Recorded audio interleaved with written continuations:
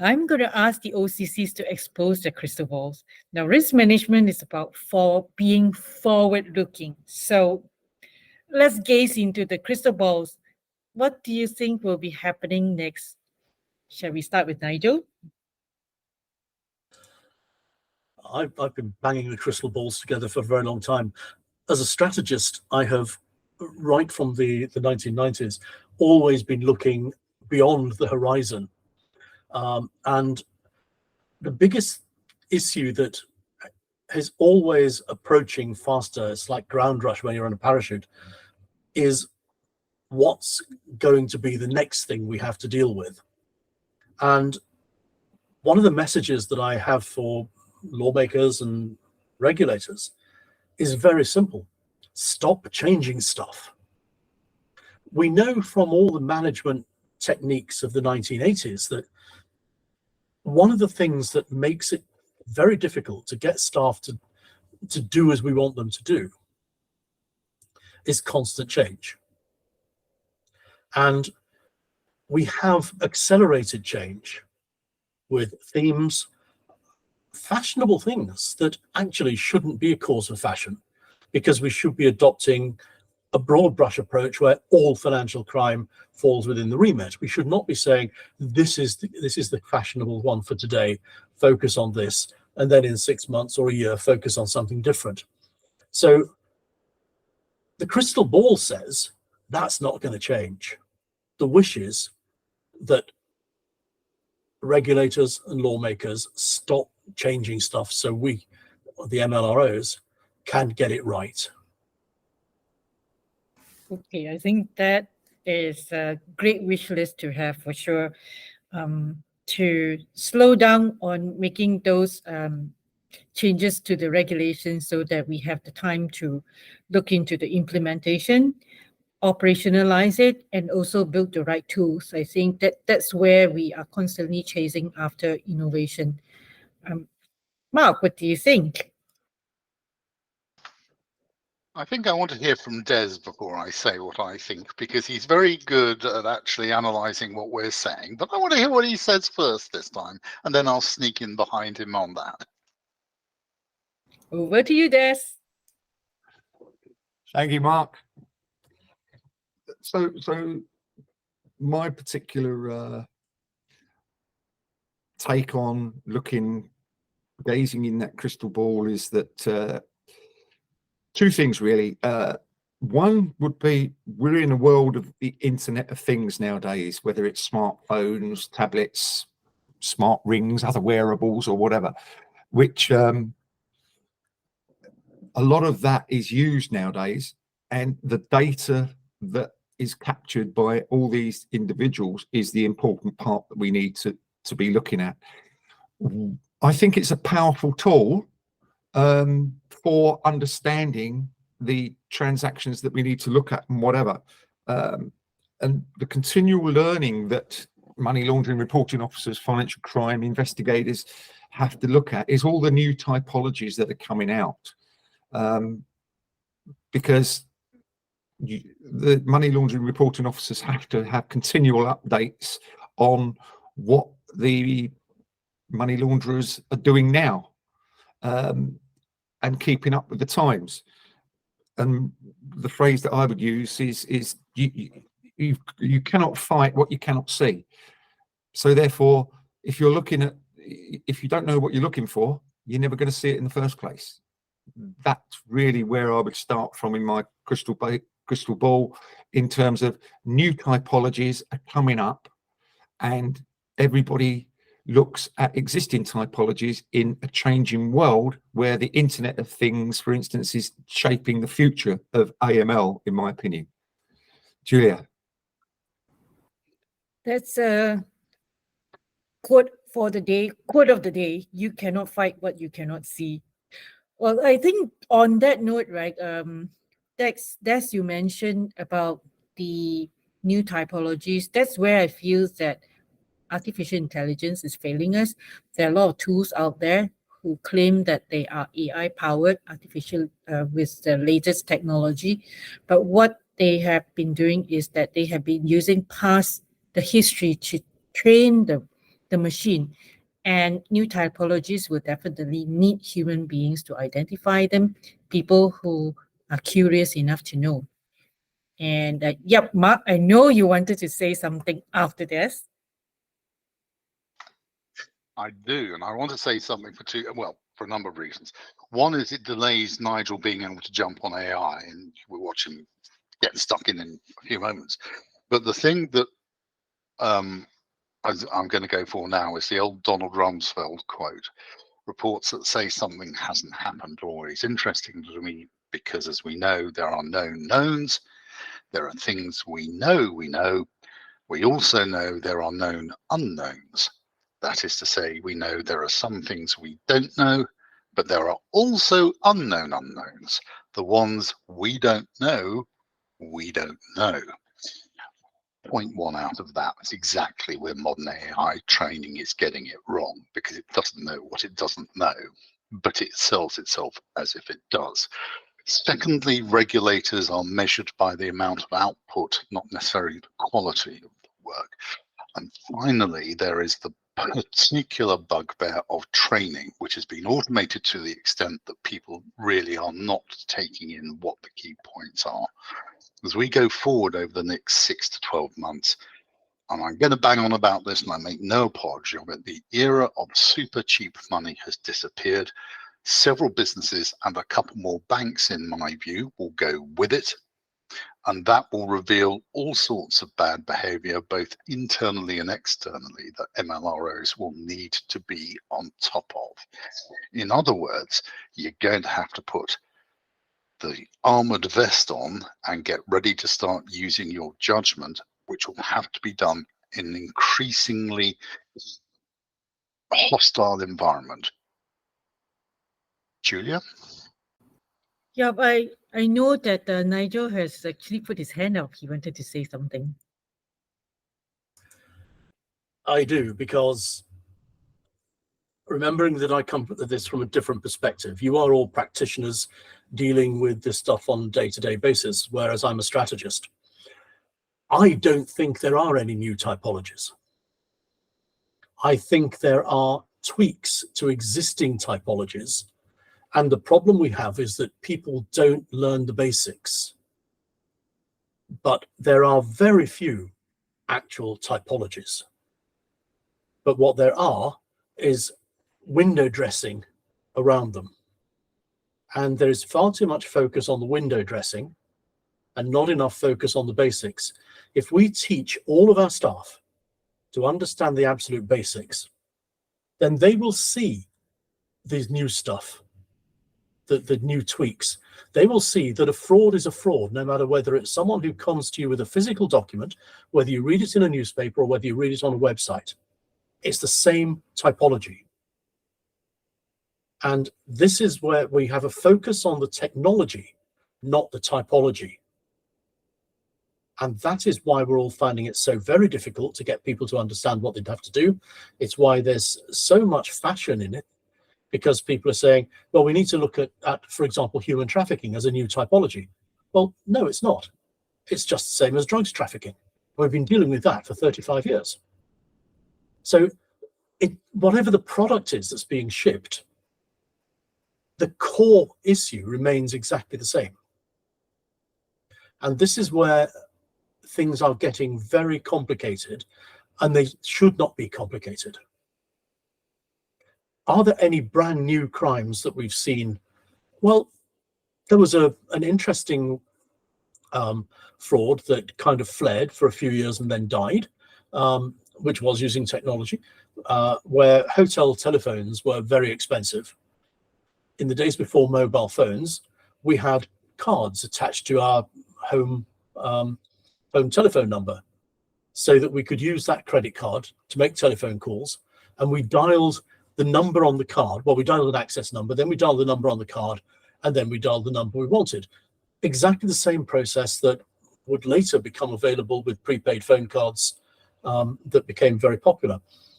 But what happened was that people in the hotel exchange would take away the list of numbers that people had telephoned, extract the credit card number, And because nobody ever got to look at the credit card statement because they were traveling by definition, then those cards, the details of those cards were sold on, and they were used for anything up to 6 weeks to make many international phone calls at very large and run up very large bills.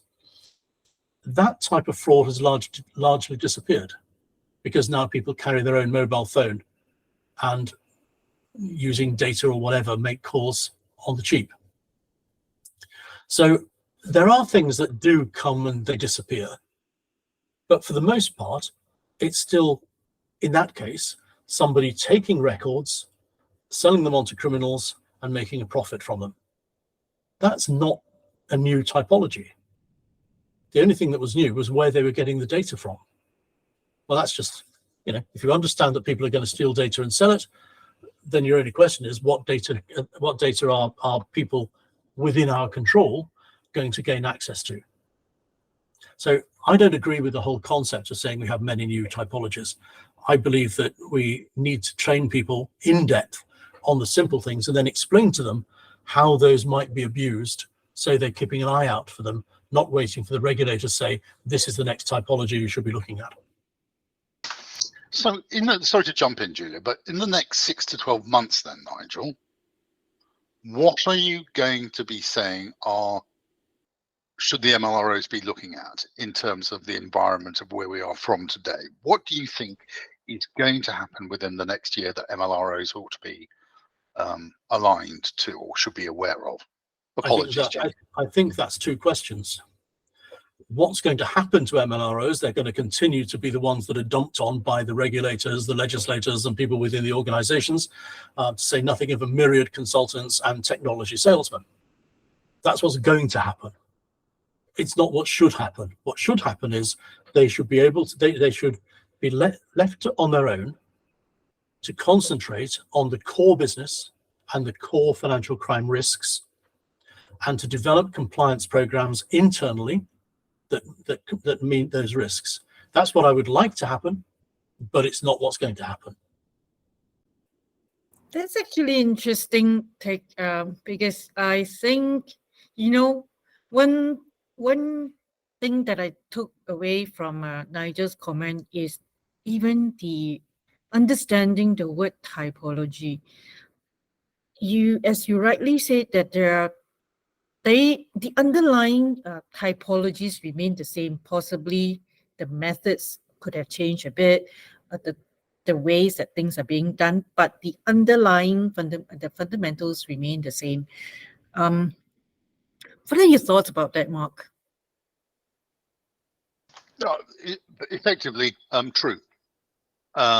What happens is an old fraud is dressed up in a slightly new technology and suddenly becomes the flavor du jour until such point that the message gets out to the institutions and they will respond to with increased security and various particular controls to address it.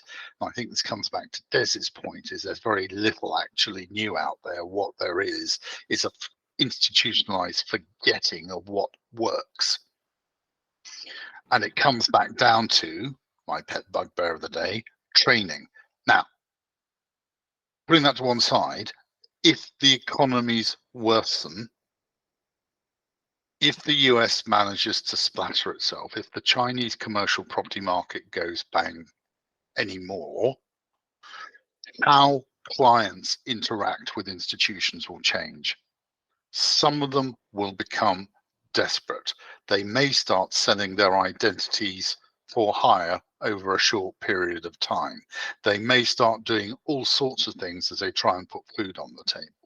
So be very aware of what you think the economic indicators are, because it will probably change the threats that your institution faces. Julia. You talk about training, and I think it is training the right thing, training the people to what is right. This calls to mind some words attributed to Mark Twain. It ain't what you don't know that gets you into trouble. It's what you know for sure that just ain't so.